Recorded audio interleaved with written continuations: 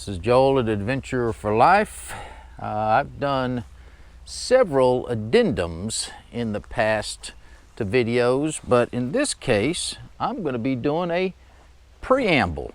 I did a trip up to North Carolina over the last couple of days and intended to make 4 videos from that trip. One was a review of a company called Mainline Overland that's based in Charlotte, North Carolina. One, a review of the Baroud Evasion tent. One, a review of the process of the installation of a Baroud Evasion rooftop tent on my Rhino-Rack Pioneer rack, and one, just a review of some other accessories that I purchased to go along with the car and with the tent. Anyway, I'm not going to be making the videos that I intended to make because things went poorly. So one thing you'll notice is that the last video of this vehicle, you saw the Rhino-Rack rooftop Pioneer cargo carrier, roof rack, and it didn't have anything on top of it. Well, it still doesn't have anything on top of it because, again, went to get the tent and it didn't work out, and I'm going to give you the details of that actually in this video and then in the subsequent video too. I have no intent of being negative about anybody. There's enough negativity in this world and in our lives without having to hear more, but I do want to be factual and provide, you know, the info, the learnings that I had from this recent trip that might be of help to others. Why did I pick Mainline Overland in North Carolina to begin with? It's 7 hours from my house. Why in the world would I do that? Well, because they are one of the few distributors of the Baroud tent. And next week, I'm going to talk about the tent, what the difficulties were and the problems with the installation and whatnot. So I'll talk more about, you know, why I chose the Baroud tent next week.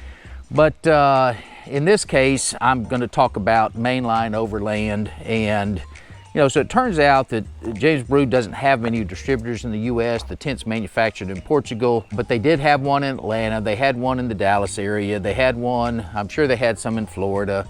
I don't remember. And then they had this one in North Carolina, which ended up besides Atlanta being the closest one. And the one in Atlanta, this is crazy, but the company that is the Baroud distributor is some kind of EV modification company. And so that's just didn't seem like a fit to me. So I wanted somebody that had some experience with the tent and with the Rhino-Rack cargo carrier.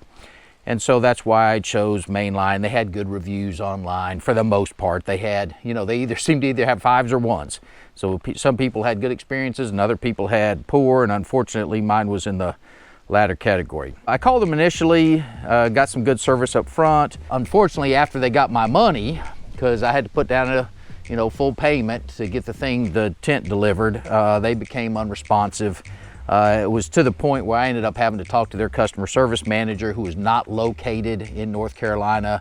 Mainline has 3 facilities, one in New Hampshire, one other one in the Northeast, and I think they have their customer service person is up in the Northeast, or manager is up in the Northeast. So anyway, through that discussion, I got assigned a new rep in North Carolina, and he was responsive and things, you know, got a lot better. So I felt like we were kind of back on track. I was originally told from the first guy that my tent would be received from the distributor in 2 or 3 days, which, because I was going to be in the Atlanta area and the Charlotte area, was going to be, you know, work out well for me.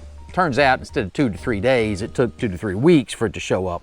I wasn't in a hurry, but I mean, come on, tell me the truth. Tell me what's really going to happen. I ordered a bunch of other accessories from them. In fact, it was about $2,500, $2,600 worth of other stuff, which we'll look at in a subsequent video. Anyhow, here's the big deal. The number one thing I said to these people when I talked to them was, here's the kind of roof rack I have. I have a Rhino-Rack Pioneer rack, which is what you get from the dealer for a Grenadier. And we got to make sure that this Baroud tent is compatible with that roof rack. And I did my, you know, investigation, and best I could tell, it was okay. But I said to them, hey, you guys are distributors. You guys work with the dealers regularly. Contact them and make sure that this tent is compatible, because I'm going to drive 7 hours up there and 7 hours back, and I sure don't want to do that for nothing. So that was the main thing that I said to him. It turns out, by the way, that the first guy that I dealt with that was unresponsive, turned out he was their lead sales guy at the local office in Charlotte. So that's obviously not a very good look. Anyway, we got there, started installing the tent, and I figured out pretty quickly that they really had no real experience with installing the tent on this particular roof rack. They just figured that they could wing it and it would work out. They did have me buy a set of brackets from Rhino-Rack that supposedly would make, you know, the rack universal for all kinds of tents, but that didn't happen. Anyway, and again, you're going to see some real-time footage in a little while, so I'm not covering everything right now, but pretty quickly, you know, when it becomes clear that I know more than they do, or they're just not capable of doing the job, and you know what that feels like and looks like, you know, I started losing confidence in them. So, you know, they suggested to me, oh, well, the hardware that came with the James Baroud tent and with the Rhino-Rack isn't compatible, but here's some other stuff you could buy, but we can't sell it to you today. You're going to have to come back. You're going to have to spend some more money and whatnot. And I finally just said, no, I'm walking away from this. I didn't want to deal with them any further, didn't want to deal with James Baroud any further either, not because I think there's anything wrong with their tents or their quality, but it just was clear that it was not going to attach to this rack with manufacturer OEM supplied parts. I was going to have to, you know, have them rig it up, and I really just didn't want to do that. They kept saying to me, and again, this is mainline Overland, they kept saying to me, oh, they want to work with me and they want to help me out and whatnot, but those were words and their actions said something entirely different. So when it's all said and done, and this will be the end of the preamble, you know, I talked to Regal Ineos, and they said, hey, you really should deal with a company in Atlanta called Southern Off-Road Specialists in Cumming, which is one of the suburbs of Atlanta. So I've started that process. And again, the only reason I went to Mainline to begin with was and I'll talk about this next week, I decided on this James Baroud tent. And as soon as I got away from saying I'm going to have a James Baroud tent, you know, a lot of other options came available to me, and so I'm going to try to deal with these guys in Atlanta. Anyway, enjoy the real-time content, and I'll see you next week, and we'll talk more about the tent installation process. I am at Mainline Overland in Charlotte, North Carolina this morning, and I'm going to get my James Baroud tent installed on my cargo carrier and pick up some other accessories that they ordered for me, and find out what Mainline Overland all about. So the reason I found Mainline Overland is because I decided, and I'll talk more about this when I talk specifically about the tent, but I decided I wanted to get a James Baroud tent, and there aren't many options for, you know, buying one in the United States, many distributors, and Mainline Overland was one of them. And again, I'll give you more details about the whole tent selection process later, but this is just a preamble. I'm going to talk about, you know, my experience here today. Also, looks like they do a lot of Mercedes Sprinter vans, as you see there. You know, that's a pretty sophisticated setup, and then you see another one down there. So anyway, I'll be videoing throughout the day as we get this tent installed. I don't expect it to take too long, but I'm going to give you as many details as I can. All right, see you in a minute. So I've got a really difficult question for you. Do you see a rooftop tent on the Rhino-Rack Pioneer cargo carrier on top of my Grenadier? The answer is no. And you see that two of the brackets have been taken off, and I'm fixing to take off the other two brackets. And there is what was my James Baroud rooftop tent, but which is going back to James Baroud. It turns out that this tent, the James Baroud Evasion tent medium, doesn't attach with manufacturer devices to the Rhino-Rack rooftop or cargo carriers. So what the situation was, again, there are tracks underneath this tent, and you see them. There's the plastic pieces that they gave, and then over there, and those tracks, you're supposed to use these to connect onto a roof rack that is the like you see on a bunch of cars. It's 2 bars that go side by side on the roof rack, like these bars. So you see lots of roof racks where there's 2 bars. There's 1 bar here and 1 bar here, and those plastic pieces on the bottom of the James Baroud piece or tent slide down the channel, and they go on each side of those double bars, and they connect to the roof rack that way. Those roof racks are not as flexible as the Rhino-Rack is. Well, you know, you would certainly think with as flexible as this Rhino-Rack is, that it would have been easier to connect that tent, but it just so happens those channels basically line up with the channels on the Rhino-Rack, on the Pioneer platform. And so the plastic pieces have to go in these holes, but they can't because, and I know this is maybe a little hard to follow, but the channels are above on the James Baroud tent are about here on each side, and there's not a place where you can shift them side by side to fit it on top of this rack, even with those Rhino-Rack brackets. I don't want something that is rigged up. I told the mainline guys, if it's not something from the manufacturer, I'm not taking it. So the tent's getting returned. I'm not going to take possession of it.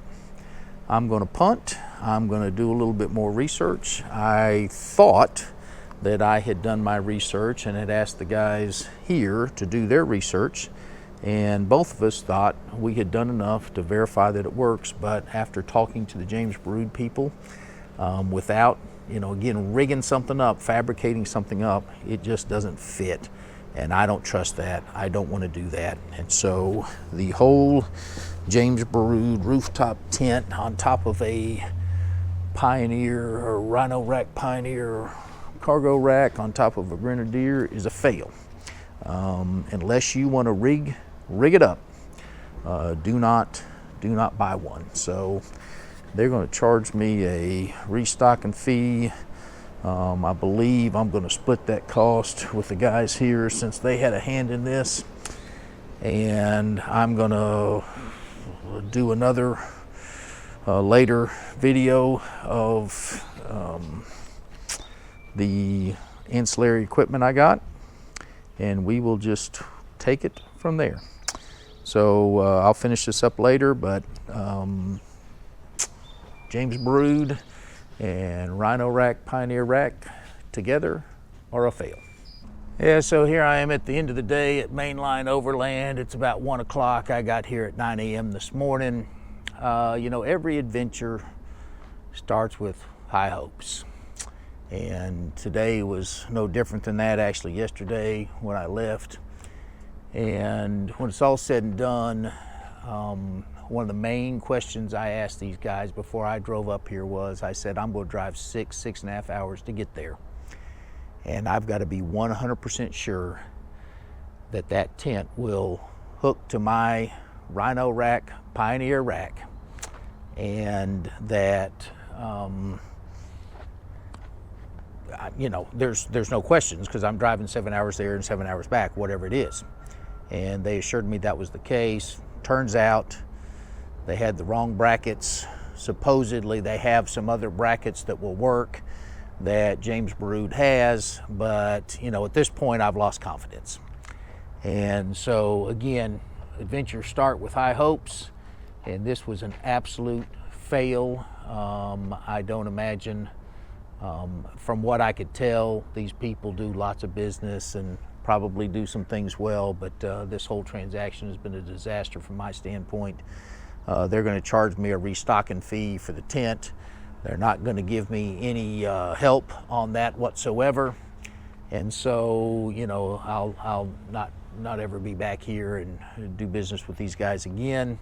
Obviously, other people may have different experiences, but my experience was a poor one, both from their their investigation and confirmation of what would work and what wouldn't work with a Rhino-Rack Pioneer cargo carrier, and just the whole process once I got here. I mean, the help, the consideration they're going to give me is basically zero, and so I'm going to eat, you know, $600 or $700 on this whole thing because they didn't do their homework.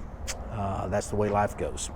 One more comment, and I'll probably think of some more. Obviously, I'm pretty hacked right now, and so you can hear the anger in my voice. But you know, what I suggested to them was they screwed up. They didn't do what they should have done, and I said, I tell you what, I will split the restocking fee with you, which would have cost them about $350. I bought $2,000, $2,500 worth of other stuff from them besides the tent, and they elected not to do that. So to me, that was very reasonable to share the pain.